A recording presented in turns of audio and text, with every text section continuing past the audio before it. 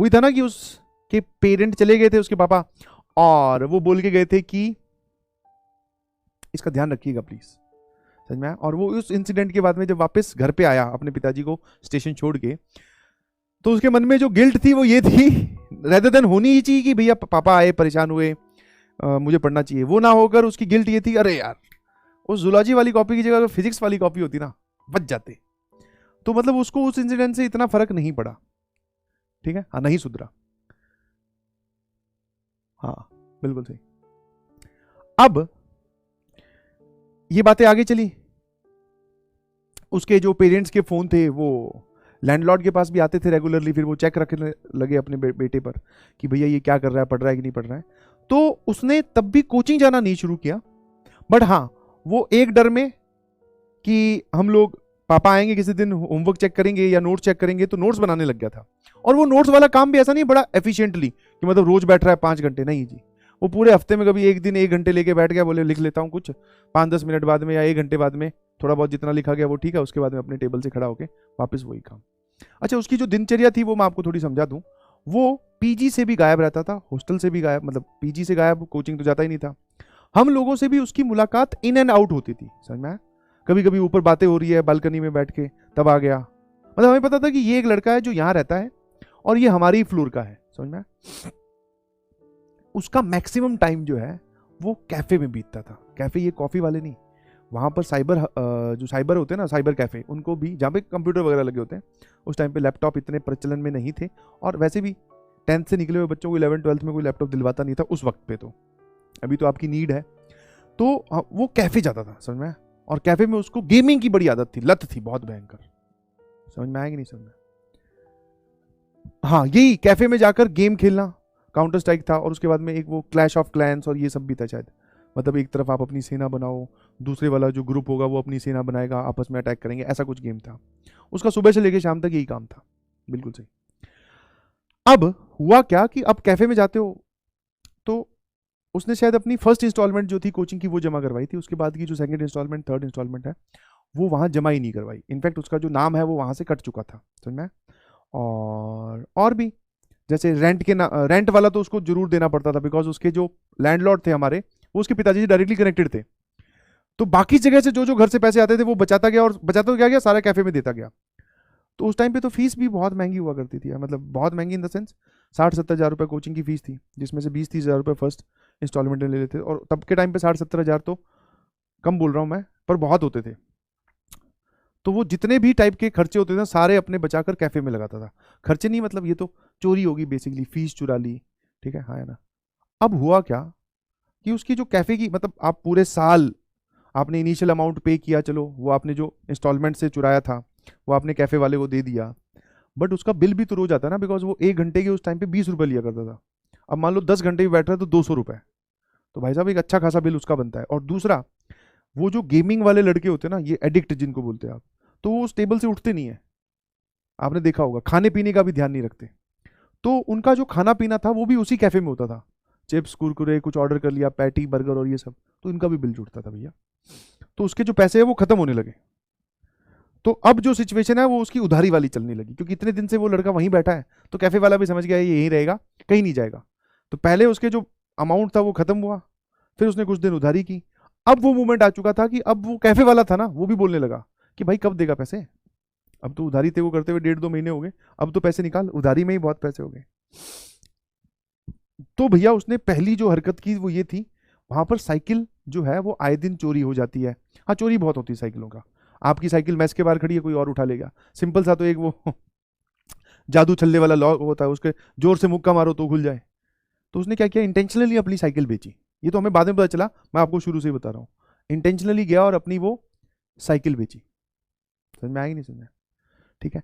अब साइकिल बेची तो वहां से भी पैसे आ गए, जितने भी 1500-1600 रुपए बिकी। और घर पे फोन कर दिया कि मेरी साइकिल चोरी होगी, मुझे कोचिंग जाने में गड़बड़ होती है, तो मुझे एक नई साइकिल लेनी है। तो कुछ वहां से भी आ गए, ठीक है। तो एक छोटा मोटा अमाउंट उसने इकट्ठा कर दिया 3-4 हज़ार रुपए का, जो कि वो अपने कैफे वाले को दे आया फॉर द टाइम, कैफे वाले का मुंह बंद करने के लिए। वो भी ठीक है, वो मान गया, चलो पैसे थोड़े बहुत तो आ ही रहे हैं, ऑल्दो वो अमाउंट, वो पूरी उधारी पूरी नहीं हुई थी उसमें। फिर भैया फिर वापस वही चलता गया। अब माहौल आ गया था जनवरी फरवरी का, मतलब जब 11th की क्लासेस हमारी एंड होने वाली थी। तो at the end of the season फिर उसकी उधारी बढ़ गई। अब उसने बोला कि वो कैफे वाला फिर बोला कि पैसे दो भैया। उसने कहा दे दूंगा दे दूंगा। अब उसके पास जुगाड़ करने का कोई दूसरा रास्ता नहीं था। ठीक है, तो फिर क्या हुआ, उसकी और कैफे वाले की अनबन हो गई। अनबन मतलब वो तो बोल रहा था कि मैं दे दूंगा, कैफे वाले जो है वो माना नहीं। और वो जो वहाँ पे कैफे चलाते हैं वो भी लड़के टाइप से होते हैं, बहुत कम अंकल वगैरह जो है वो चलाते हैं कैफे, वहाँ पे मैक्सिमम वो लड़के टाइप से चलाते हैं।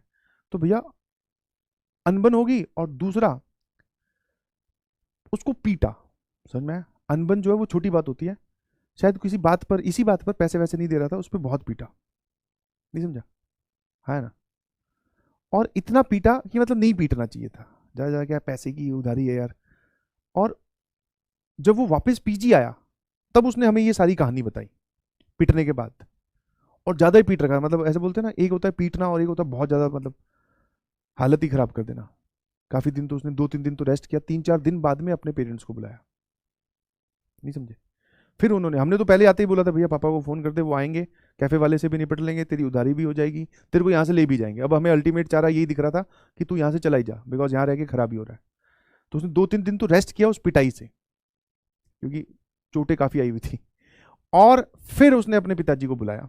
उसके पिताजी आए, बड़े ही वापस, उनको पता था कि ये सब होने वाला है शायद, क्योंकि वो अब की बार आए तो अब की बार तो कुछ भी नहीं बोले, उसको भी कुछ नहीं बोले। गए कैफे वाले की उधारी दी, और भी लोगों से पता किया कि इसकी कहाँ कहाँ उधारी है, सबके पैसे चुकता करे। उसको फिर एक और मौका दिया कि देख मेरे साथ चल पड़। वो भी इस बार यही मूड में था कि मेरे को लेके जाएंगे जबरदस्ती। और इनफैक्ट अब की बार मौका दिया नहीं, अब की बार उसने खुद मौका मांगा कि एक ट्राई और करना चाहता हूं पापा, एक और ट्राई। तो वही, वो उसके पापा ने इतना देख लिया था, बोले अब क्या होगा इससे ज्यादा क्या होगा। वो छोड़ के नहीं जाना चाहते थे, बट उसने मांगी एक, उसने खुद अपने पहले, मतलब अपने मुंह से पहली बार मांग रहा है कि मुझे पढ़ने के लिए एक मौका और दे दो। ठीक है, और हमसे पूछा क्या करना चाहिए। मैं कहा अंकल, अब हम तो ये बोलेंगे ना, अंकल ये बोल रहा है तो पढ़ ही लेगा ऑब्वियसली, बट मन में हम सबके यही था कि अब ये चला जाए अपने पिताजी के साथ दिल्ली वापस तो ज्यादा बढ़िया है। बट वो भैया नहीं माना। 11th के एंड होने पर, मतलब वो सीजन हमारा एंड हो रहा था, हम सब लोग 11th खत्म होती अपने अपने होम टाउन वापस जा रहे थे पेपर देने। स्कूल वाले जो एग्जाम्स होते हैं वही फॉर्मेलिटी वाले, प्रैक्टिकल वगैरह कुछ वो देने जा रहे थे। वो उस ड्यूरेशन में वहीं रुका रहा। उसने हमसे क्या किया, नोट्स जेरोक्स करवाए। वो पिताजी के सामने रहते रहते 2-4 दिन पिताजी रुके थे, हम सबके नोट्स जेरोक्स करवा लिए, क्योंकि उस टाइम पे ऐसा तो था नहीं रिकॉर्डेड लेक्चर्स आपको कहीं से मिल जाएंगे।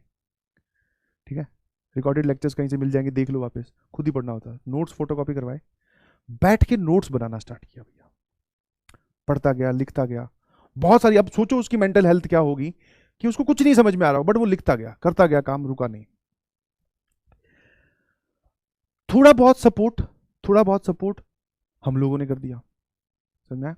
कि तेरे को कोई चीज़ नहीं समझ में आए तो तू एक बार लिखता जा, अपने नोट्स कंप्लीट कर ले, उसके बाद में जब हम वापस आएंगे तब तू हमसे पूछ लेना। और वो इंस्टीट्यूट मतलब कोचिंग में जाकर भी डाउट पूछ आता था। और वहां पर वो अपने, वो तो उसको तो पता ही नहीं था कि कहाँ डाउट पूछते हैं, उसको बताया कि डाउट काउंटर वहाँ होता है, वहाँ जाके डाउट पूछ लेना।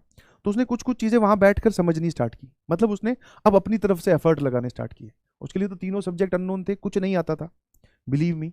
समझ में आया? कुछ भी नहीं आता था उसको, बट उसने नोट्स बनाने स्टार्ट किए, टीचर्स से जाके मिलना स्टार्ट किया, इंटरेक्शन बढ़ाया। और इंटरेक्शन भी सिर्फ एक ही तरीके का, दैट इज कि सर मुझे ये नहीं आता, इसको कैसे सॉल्व करूँ। और हम लोग आए थे करीबन करीबन 1.5 महीने का गैप लेकर। ठीक है, घर जाना, वहाँ पे एग्जाम्स देना, फिर कुछ दिन की छुट्टियाँ, फिर 12वीं का सेशन स्टार्ट होने में 1.5 महीने का गैप था। 1.5 महीने बाद में आया, वो घर नहीं गया था उस दौरान, घर नहीं गया, वो वहीं था। हाँ, स्कूल जो है उसके पिताजी की ठीक ठाक चलती होगी, तो बहुत सारे स्कूल्स में ऐसा भी होता है 11th के बाद में पेपर देने की जरूरत नहीं पड़ती थी तब, अभी अलग सिचुएशन होगी। वापस आया, हम लोग वापस आए, तो अब हमें उसमें 360 डिग्री तो नहीं, 180 डिग्री का चेंज दिखाई दे रहा था। अब वो पलट चुका था भाई। अब उसके चेहरे पे एक्साइटमेंट और पढ़ने का जुनून। अब जो हमारी इंटरेक्शन होती थी ना, वो यही होती थी, यार ये वाली चीज कैसे सॉल्व कर सकते हैं, ये तुम लोग कहाँ से पढ़ते हो, कौन सा टीचर कोचिंग में जो है वो, मतलब तुम्हारा बैच कौन सा है, कौन सा अच्छा है, वहां जाके पढ़ेंगी, वो कनेक्ट करके पढ़ा दे यार, ऐसा कुछ बताओ ना। तो अब उसकी इंटरेक्शन इस लेवल की होने लगी, गया पढ़ा, हमारे साथ पढ़ा, बीच में 12th के बीच में आती भैया हम लोगों से भी आगे निकलने लगा। वो ये ना जुनून है, खूब पढ़ता गया, खूब खूब खूब। और 12वीं में क्या होता है, थोड़ा टाइम लेके हम लोग वापस अपने घर लौट आते हैं, बिकॉज अब प्रैक्टिकल्स होते हैं, असली बोर्ड्स होते हैं। उसने उन दिनों में भी खूब आग लगाई पढ़ाई में।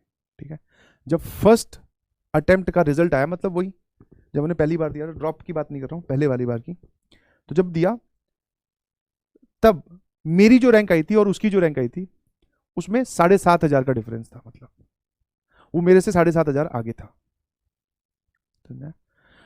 फिर डिसाइड किया उसने, और हम लोग उससे मोटिवेट भी हो रहे थे, थोड़ा जेलस भी हो रहे थे। मैं कहा यार ये बाद में स्टार्ट किया इसने पढ़ना और हमसे आगे निकल गया। ऑल्दो हम दोनों की रैंक थोड़ी पीछे पीछे थी, वो मजेदार रैंक नहीं थी। फिर हम लोगों ने दोनों ने डिसाइड किया, मतलब सभी ने, हमने मैक्सिमम लोगों ने, कि ड्रॉप भी लेंगे इस बार यार, 12th आ गया बीच में, थोड़ा मूड खराब हो गया, ड्रॉप लेते हैं। फिर गए ड्रॉप में, फिर हमने पढ़ाई की, ठीक है। अब की बार जो रैंक का डिफरेंस था वो ज़्यादा डिफरेंस नहीं था, ठीक है। अब की बार वो मुझसे 300 रैंक पीछे था, समझ में आया। तो वो चला गया DTU और मैं चला गया इधर NIT कुरुक्षेत्र। समझ में आया? समझ में आया कि नहीं समझ में आया? तो इस पूरी कहानी का जो सीन हम खुद उसको देखकर मोटिवेट हुए। मैं कहा यार जब इसने पढ़ना स्टार्ट किया तब हम अपनी 11वीं पूरी पढ़ चुके थे। जो लोग बोलते हैं ना 11वीं पूरी बर्बाद है सर, क्या करें कैसे करें, सिंपल एग्जांपल। और इस पूरे में एक ही प्रकरण में यही था कि वही जो मैं आज आपको क्लास के लेक्चर के बीच में बोल रहा था कि बस अब चाहे जो हो जाए, वो वाली सिचुएशन आ गई थी। और उसके बाद में there is no turning back, उसके बाद इंसान आगे ही बढ़ता है। समझ में आ रहा? There is no turning back. समझ में आया? तो मेरी आपसे अभी भी रिक्वेस्ट है, आपने बहुत पढ़ा है, 3 महीने अभी भी सफिशिएंट टाइम है, जान लगा दो पूरी। और इतनी जान लगाओ कि आपसे लोग पूछे कि यार तुम्हारी स्टोरी क्या है, तुमसे लोग मोटिवेट हो।